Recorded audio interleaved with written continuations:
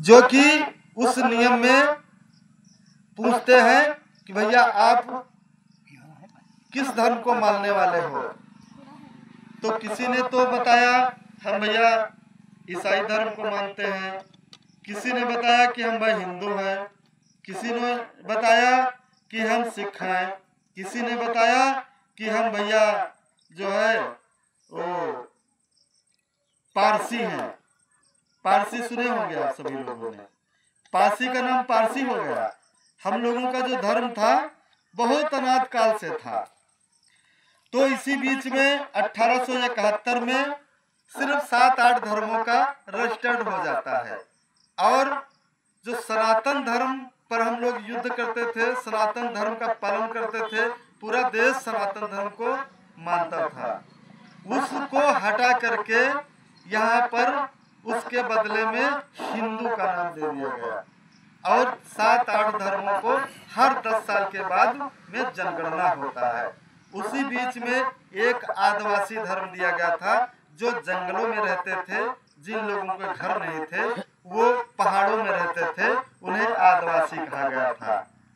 तो जो जन्मजात अपराधी थे, जो अभ्यस्त अपराधी थे, इन लोगों का इतिहास जो है आदिवासियों में लिखा गया। तो पारसी धर्म बदला दिवस हम लोग इसका नाम इसलिए दिए क्योंकि बहुत पहले की बात है, हमारी दादी कहा करती थी, अरे तुम पारसियों के घर में जन्म लिए हो, तुम डरते क्यों हो? अरे पारसी तो 12 साल बाद बदला लेता है, अरे तुम बस एक पूत हो करके डरते हो।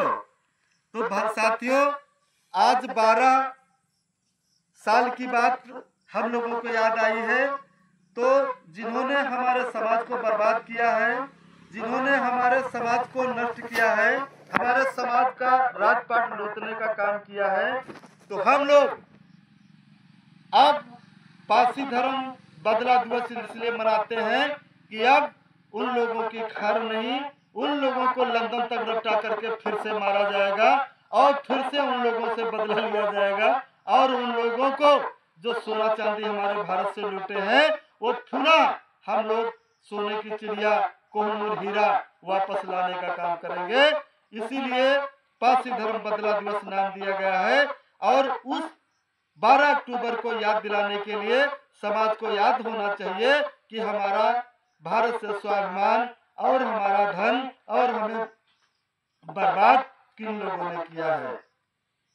और जब तक हम लोगों को ये नहीं पता चलेगा कि हम लोगों राजाओं का विनाश कैसे हुआ, कैसे हम लोगों को विनाश की कगार पर धकेला गया, तब तक समाज कैसे हो सकती है।